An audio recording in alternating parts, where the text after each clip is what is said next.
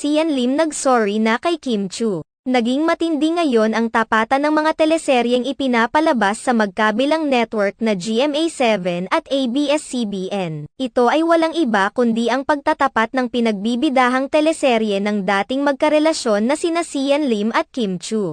Pinagbibidahan ni Sian Lim at Jeneline Mercado ang teleserye sa GMA7 na Love Die Repeat habang pinagbibidahan naman ni Kim Chu at Paolo Avellino ang teleseryeng katapat nito sa ABS-CBN na Pinamagatang Linlang. Habang nasa taping si Sian Lim, nakunan siya ng isang maikling interview. Dito inamin ni Sian Lim na malaking hamon para sa kanila ni Jeneline Mercado ang teleseryeng itinapat sa kanila ng ABS-CBN.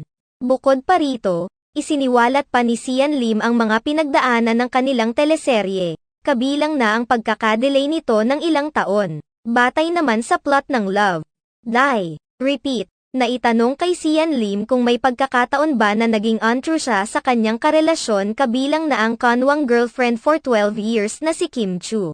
Ayon naman kay Sian Lim, na dapat lahat ay sabihin at dapat maging totoo umano sa kanyang partner. Wala rin umano siyang maalala na pagkakataon na naging untrue siya kay Kim Chu.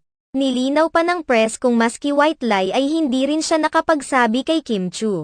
Ayon naman kay Sian Lim na hindi na umano dapat pang isali ang mga white lies dahil maliliit lamang naman umano ito. Inamin naman ni Sian Lim na naranasan na niyang magkaroon ng partner na hindi naging totoo at honest sa kanya gayunpaman. Naniniwala pa rin si Sian Lim na kailangan pa rin umanong mag-usap ng dalawang party bago gumawa ng desisyon. Hindi naman idinitalya ni Sian Lim kung sino ang partner na hindi naging totoo sa kanya. Samantala, hindi naman umano masasabi ni Sian Lim kung may pag-asa ba silang magkabalikan ni Kim Chu. Subalit naniniwala siyang may reasons ang lahat ng mga nangyayari sa pagitan nilang dalawa.